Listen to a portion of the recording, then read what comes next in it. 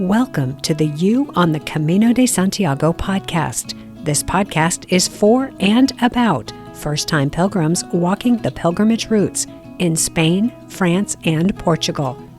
With your host, guide and longtime pilgrim, Nancy Reynolds of the Camino Experience.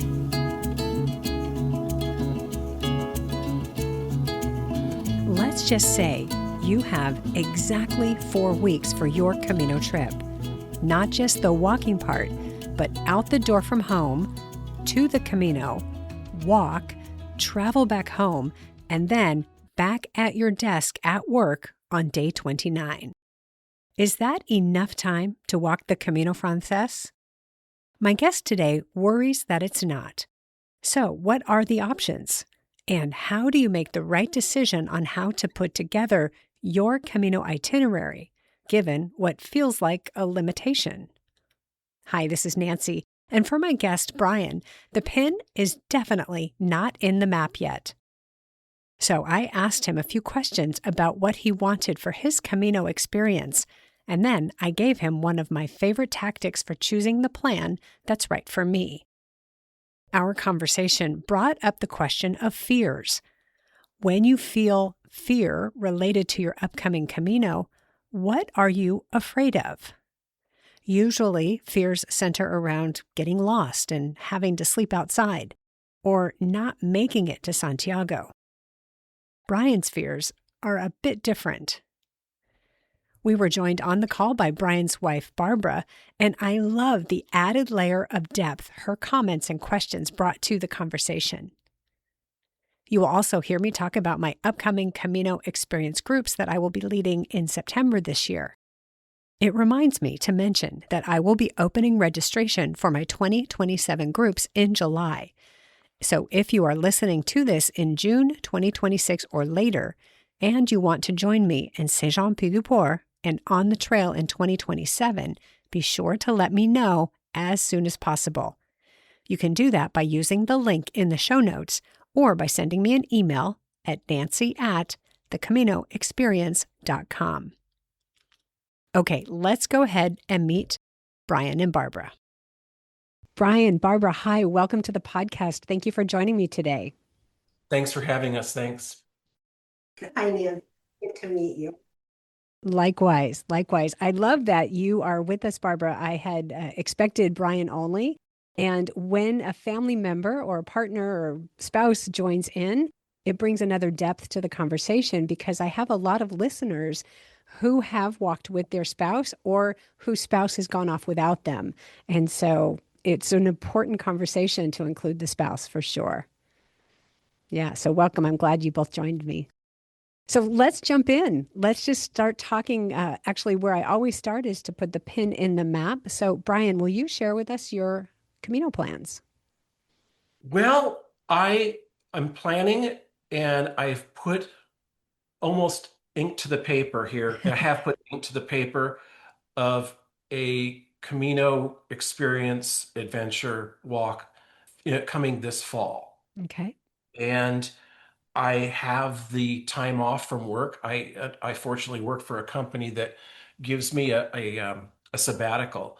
So I thought long and hard, and Barbara was gracious enough to say, you know what, you've been wanting to do this for ever since I've known you, so you need to go do this.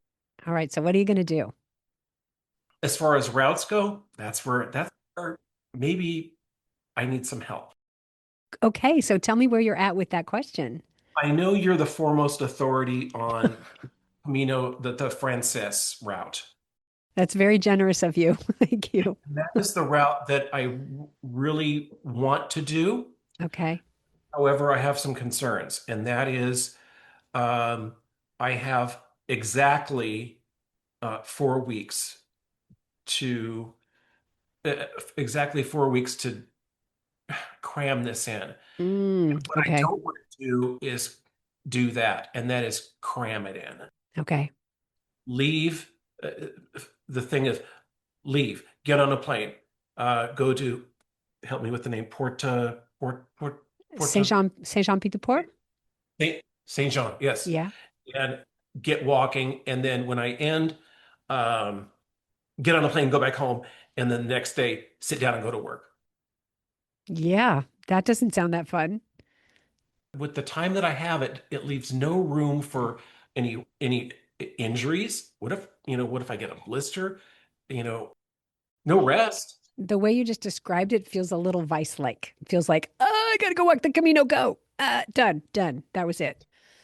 And I can do it. I have my spreadsheet. I've worked long and hard on this spreadsheet. It can be done. Sure. There's about three really, really long days, but it can be done. Yeah. The other way I was thinking was uh, I was thinking of doing, some people have done Porto, Hmm. from Porto to Santiago Yeah. de, de Compostela, right? Yeah. Santiago That's it. de Compostela, and then possibly even going to the coast. I Yeah. have a few days left over there. That would give me 18 days, maybe, Hmm. at a nice pace. Yeah. I'm just don't know right now. Okay. I want to do the Frances, but maybe that's not realistic. Mm. And that's kind of my answer to your question. There we go. Yeah. Yeah. And it does answer the question is let's put the pin in the map. The pin's not in yet, is really Mhm. what it is. You're poised and ready to pin, but it's not Right. in the map yet. Yeah. Because what you've said is yes to the Camino, yes to this fall, but the pin's not in. So how about we talk about that? Absolutely. Tell me a little bit about what you envision. What type of experience are you after for your Camino? Um, I um long pause. It's all right. Traditionally always played things safe in my life. Never really have taken any risks. Um, Barbara and I we took a trip to Israel, and I think that solidified my desire to have another spiritual experience. Okay. Going to Israel was very um, deepening to me spiritually, Yeah. and I am seeking another I'm seeking another one of those experiences. Sure. You can have those all day, every day in your life. Once every 5 years would be great. That'd be a great shot in the arm. Like most people, I got turned on to it through the movie. Yeah. My daughter said, "Dad, you gotta. This is something you gotta go do." And this was, I don't know when that thing came out, but 2010 or 2011. Yeah. It's been a so while. yeah. So she said, "You got to do this." Um, So that's kind of been my urge, and it's never really left me. Some years it's left me. I've had things to do. I've been busy. I've been working. We had our move, and now's kind of the right time. It It's sounds like it. to do it. Yeah. And uh, I have a great life. I'm not seeking to run away from anything. Okay. We have no real, we don't have any deep, I don't have any deep losses or repentance or, so to speak. I'm very blessed. So it's a matter of just seeking and experiencing. I love that. When you think of yourself on the Frances, with all the research that you've done, what part of it is calling you the most? Is it the getting started in Saint Jean? Is it the long open spaces of silent contemplation? Is it visiting the churches and the cathedrals? Is it arriving in Santiago and completing the journey? What's calling to you? Yes, yes, yes, and definitely yes. I love camaraderie. I'm a pretty social person. I'm gonna love meeting people from other places. Barbara can attest that, I open up very, um, what do we call it? Well, I always call him my wingman. Yeah. He's the one that gets things started. Love it. Bit of an instigator, are you?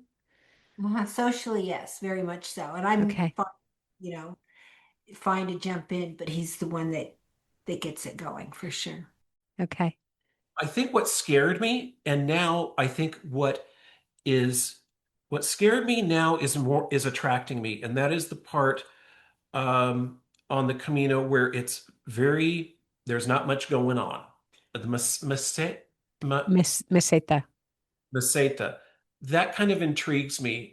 My friend who I contacted, and he mentioned you, he goes, I go, that looks really hard. He goes, that was my favorite part. I'm like, I think I would like that. I think I would like to be maybe alone sometimes. Yeah. Sometimes I would like to just be hours and hours by myself. I have a goal of memorizing the book of James in the Bible. So, on the way, see if I could be able to handle that. I'm a history buff. I love history, church history especially, Christendom, and that always uh, attracts me. So it's the whole deal. It sounds like it. It sounds like it. Yeah. Have you looked at other ways to approach the Frances if the Frances route is calling you? If there's something about that route. For example, some people will go more than once, and they'll start in Saint Jean and walk as far as they can, put the pin in the map there, and then a year later, 2 years later, come back and finish the whole thing. Yeah. Is that cheating, Nancy? Oh, you know what? I love that question. What would have you think it's cheating? Let's talk about that. I'm my best salesman. I'm thinking I wouldn't be cheating because number one is I'm not going to be lugging a pack anyway. I'm going to use the transport service. Okay. I'm of the age where I don't need to do that. I don't need I just don't. So if you talk about cheating, one cheating there, um, I'll have, I'm not going to be barefoot and on sandals and, a wearing robe. Carrying a satchel and a walking stick with a gourd tied to the top for your water. I think you're right. I think they say, well, drop in at a certain point. It's like, I don't want to drop in, Mhm. but maybe starting would be good. And then, like you said, put a pin in it. I never really thought of it. Yeah, the thing about the beginning, and anyone who's listened to me for very long knows that I absolutely love the beginning in Saint Jean. And I love it because there's an energy around the beginning. And the town is filled with pilgrims who are standing at the foot of the mountain going, uh-oh, or oh boy, what was I thinking? But they know they are in the right place at the right time and they are going to take those steps, but they're still thinking, I must be crazy. And then they begin this journey and it shifts something inside. It can't not shift something inside. So I love that energy and I love the collective community of people who are starting in Saint Jean together and taking on what they actually don't know what it is yet when they first get started. But you're so brave and so bold, you're going to do it. And so I love the beginning of that. And so a lot of people will start there and have that be the experience and then walk into being a pilgrim. And then you stop wherever you stop. And there's some really good places that you could stop. For example, the town, I don't know if it's a city or a town, the town of Sagun is considered the halfway point on the Camino Francés. And they even have a certificate that you can get there that says you're at the halfway point of the Camino Francés. And it has very good train service into Leon. And so you get the train to Leon, spend a night there, get a train to Madrid and go home. If you have the Interesting. time, you could walk as far as Leon, which is a gorgeous city with an incredibly beautiful cathedral, and finish the meseta in one go and be have that be complete. And it's a wonderful way to do it. And then when you return, you pick up where you left off. Easy to get back to Sagun, easy to get back to Leon, and then you finish and walk the rest of the way to Santiago. But the cheating question is an important one. And so I want to just address that I guess in a couple ways. First of all, who is saying it's cheating? Where does that even come from? I think it comes from people who have an idea of how to do the pilgrimage based on how they did the pilgrimage, Uh-huh. and that the way they did it is the right way. But if you go to the source, which is the church in Santiago de Compostela, the only requirement to get the Compostela and complete the pilgrimage according to the church is to walk at least 100 kilometers continuous on an improved route, with the final stage being into Santiago. And there are a couple more minor little clarifications. The origin of the pilgrimage, if you go way back before there was a Compostela, was to journey to the tomb of St. James, however you got there. Hmm. And so everything else we've created. People have said this is the right way, this is the wrong way, this is cheating, this is authentic. We've convoluted it all. Okay. Pilgrim snobs out there. Well, they call themselves purists, which makes me giggle because you just described a purist. I'm going to wear sandals, I'm going to wear robes, I'm going to carry a walking stick with a gourd for water, and no smartphone. No, that's good. We'll call them purists. I like that. I like Yeah, that. yeah. And, it makes me giggle, And so, in my opinion, there's really no cheating. I mean, what are you cheating? You're only cheating yourself if you say, this is my opinion. If you say, this is what the pilgrimage means to me, this is how I'm committed to doing it, then if you don't do it that way, you can say you're cheating, but I can't. I see. Yes. Yes. That makes perfect sense. Yeah. So if you want to fill up those 30 days, but you also want 2 nights in St. John, you want to not rush the start. And then you want 2 days in Leon or 2 days in Madrid, or maybe Barbara comes to meet you in Madrid for 3 days. Whatever that is, then you have the leisure to have that happen. We talked about that, didn't we? Yes, we did. We did talk. Mm, We did. Yep. There's a vacation in this for me. absolutely. Totally. High fiving you in my mind there, right there. Yeah. Yeah. Awesome. Thank you, Nancy. That helps. Yes. And then you could certainly go walk the Portuguese route. And with the Portuguese route, there are a number of different variants. So there's the central route that goes right up through the center of Portugal and up through Spain.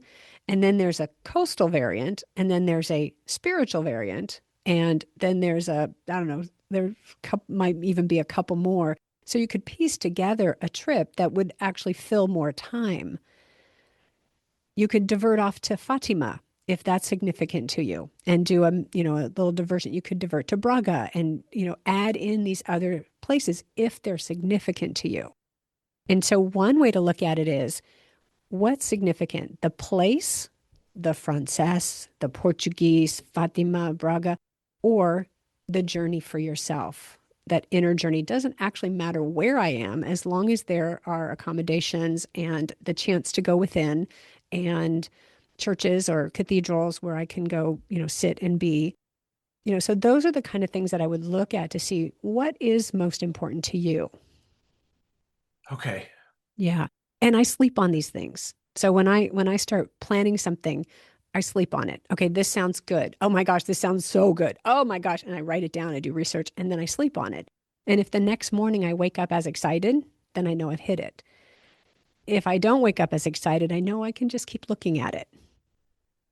That's along the lines of what I've been doing. I have this little book that I've been kind of writing ideas down, and I'll just kind of like the next day I'll go, that doesn't, I don't want to do.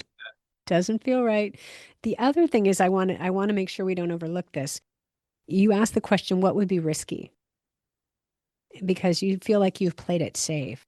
So when you think of your Camino, what would be risky? What would actually put you out there on the skinny branches of the tree and have you go when you get done, dang, I did that. I hope this answers the question. It may or may not.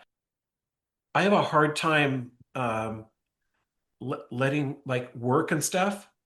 Like this company's going to let me like no cell phones. You don't get calls from work. Mm, You completely unplug. That's a little frightening to me.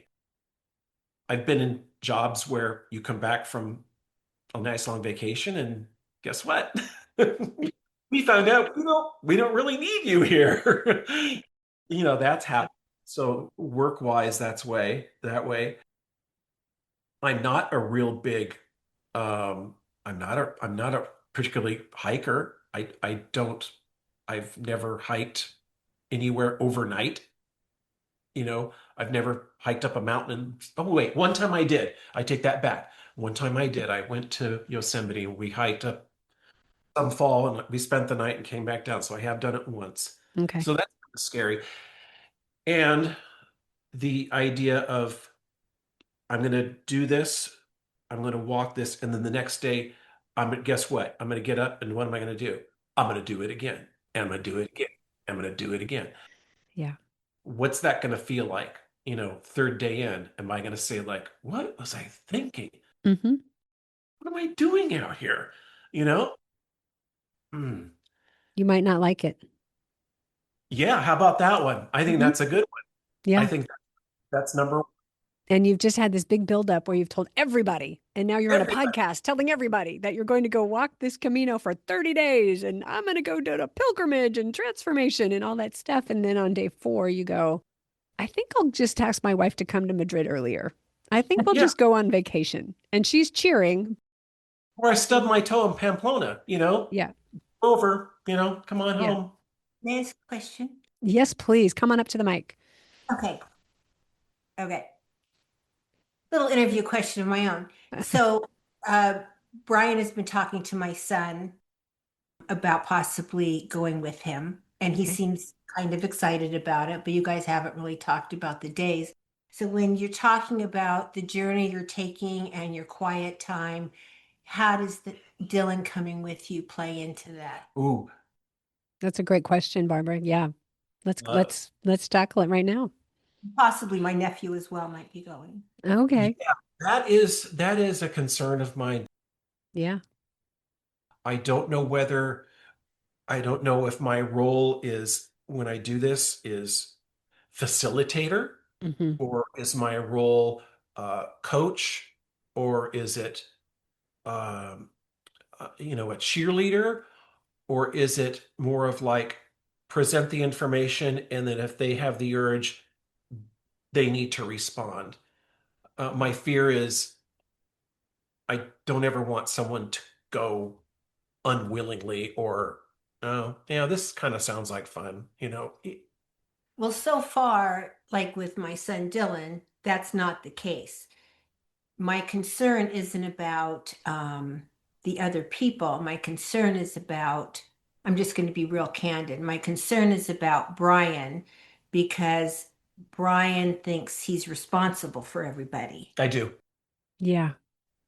So my concern is if not, I think it would be great for my son to go. I think it would be wonderful for him.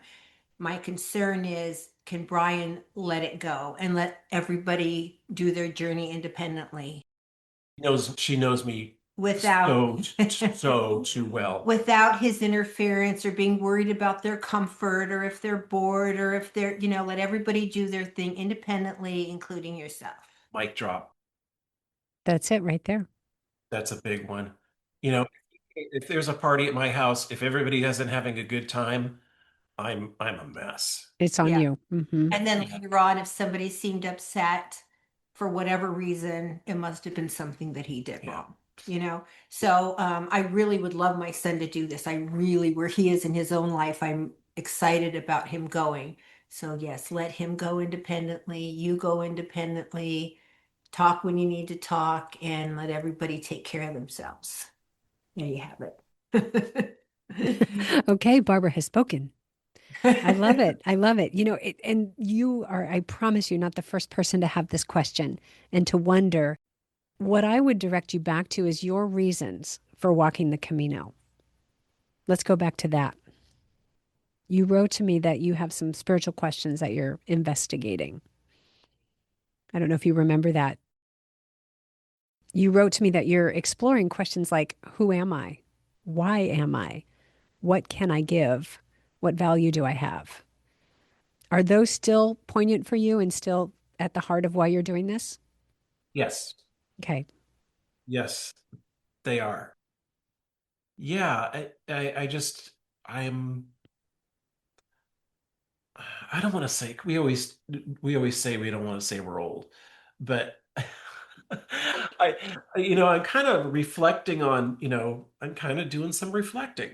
Yeah, And I sometimes in life you're a mom and you're a worker and you're a lot of things to a lot of people. And sometimes you just think the total sum of you is just that. And uh, hmm, that's what I feel like sometimes. sure. Yeah. Sometimes the reasons that we want to go do this, the reasons that we're going to walk the Camino, are the very things that are going to get in our way when we try to put it together. So those questions that you just described and that contemplation, when you think about your son and your nephew going, does that enhance that? Does that make it more likely that you'll get the time to deal with that? Or does it make it less likely? I think there had to be an understanding that sometimes I'll just be blunt and say, what, I just need to walk alone today. And I think he would definitely get that, you know, and maybe physically, maybe that'll just come naturally. Maybe he could do more kilometers than I can. Neither of these two are constant talkers. Like I have another son, my older son. If he went, it'd be a different story. It'd be nonstop chit chat. Chatterbox. You just have to say, cut him off. The people are comfortable with silence, we'll just say. So I don't personally think that's going to be a big issue. I'm gonna enjoy the solitude and the silence and the contemplation and prayer time. And even my training walks, I'm praying more. I thought I'm going to be doing this on the Camino, so I'm going to start praying, and Perfect. you know, 4 or 5 hours of praying. That's a lot of praying, and a lot of thinking, and a lot of talking to my God. So um, I hope that makes sense. Yeah, it does. And it's ultimately just a question that only you can answer. And one of the things with parents, okay, I don't have children, so I have concluded this by observation, is that as you've described a few moments ago, it is difficult to think only about you and to think only about what you want and need. And if part of doing the Camino is because you need to work that muscle, then you might want to consider going by yourself. Interesting. I have to think about that one. Yeah, it's another one to sleep on. Exactly. I think I mentioned it. It's not that I'm lacking. I'm not lacking in. I mean, my Barb is beautiful and lovely, and I work at home, and we spend 24 hours a day, 7 days a week together. I'm not trying to escape anything. Yeah. You know what it is? It's an itch. It's an itch that I can't reach. That's a good way of putting it. What is the itch?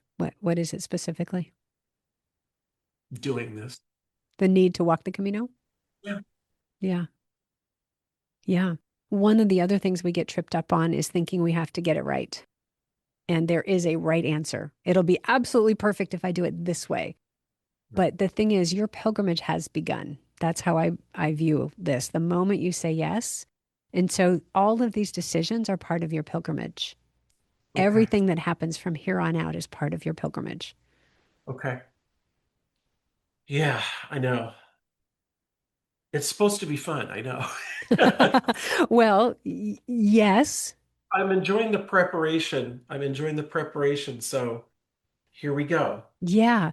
But notice how it has you worked up and how it's working you. Yeah. That's part of it. And it doesn't mean it won't be fun. It doesn't mean that you won't be out on the trail, singing and skipping along and having meals with people from other countries. And if these young men go with you, having incredible conversations or sharing meals or cheering and toasting at the end of the day, it will be all that. There isn't one day that will be like another. Right. Yeah. So I heard. on all your interviews. So I've learned that, and none of them are exactly the same. They're all Everybody's journey is different. So even if the three of you go walk together, you're going to have three different Camino experiences. Yeah. good, Nancy. Yeah, Okay. but it's interesting to note how you're feeling and to pay attention to what has you feel wound up and what has you feel a little stressed out, what has you feel like this is really scary and risky and still go forward. Mhm. And you cannot make a wrong decision on choosing your route. You cannot. What about the training part? Training for training for the walk? Yeah, does this make you a little nervous? I mean, it's really hot here right now. I think it's gonna be good for me because the training walks that I've done, it was 71 degrees and it was beautiful out. And I was like, whoo, 17 kilometers, 20 kilometers. I think that'll be good for me to do a few s- summer days out there. I got to get the weather podcast in, the one where you talk about weather. So I got to get, Yeah. The thing is, be ready for anything. That's all. The weather will happen no matter what. yeah. We don't have any say in it. And we committed to be outside walking in it for however long we're walking in it. So you take what you get and you be prepared for it. That's all. You just have the right clothes. I think you've eased my mind a lot here. This is good. Have you done this more than once? Yes, actually, I've been walking for 20 years and I've walked a lot. I lead groups from Saint Jean and I'm leading three this year. I usually, in the past, I've led two a year. So this is, in the fall, I'm doing groups number 19 and 20. So you bring them to Leon and then bye-bye. I bring them to Pamplona, 4 days on the trail together. We're in Saint Jean for 3 days. We take our Yeah. time at the start, and then I'm with them until Pamplona, and then I kiss them on the cheek and send them on the way. And they have it's a group of anywhere from 10 to 12 pilgrims, and then they have each other. And so some of them match stages and stay and walk together. Some of them walk ahead or slow down. And then they're connected by a WhatsApp group throughout. So they're always in contact with each other and they always have support along the way. My May group, one person walked as far as Logroño and then jumped ahead and walked into Santiago. So she was in Santiago a couple weeks ago, but the first one who's walked the whole way just arrived today in Santiago. Fantastic. I'm so proud. Fantastic. Yeah. They're like your children. Yeah. My little my little hands. Yeah. Yeah. It's really special. Wow. Yeah. I think that was my questions. Others on the journey. We talked about reentry. Do you have a show on reentry? Oh my gosh, do I have stuff on reentry? What I do, Brian, is I host an online community called La Terraza. And that's in Spanish, that's the terrace, which is where you sit with all your other pilgrim friends outside the bar in every single town and village. And we gather together and we work together to bring the Camino spirit home and to keep the Camino magic alive in our lives. And I've got we'll call it a private podcast, but it's 10 modules of content for bringing the Camino home. Fantastic. Yeah, and we do Zoom calls. We do a Tapas Tuesday call twice a month. This month, we're starting a Friday happy hour. So people come in, they share their stories, and they talk about the Camino and what it meant to them.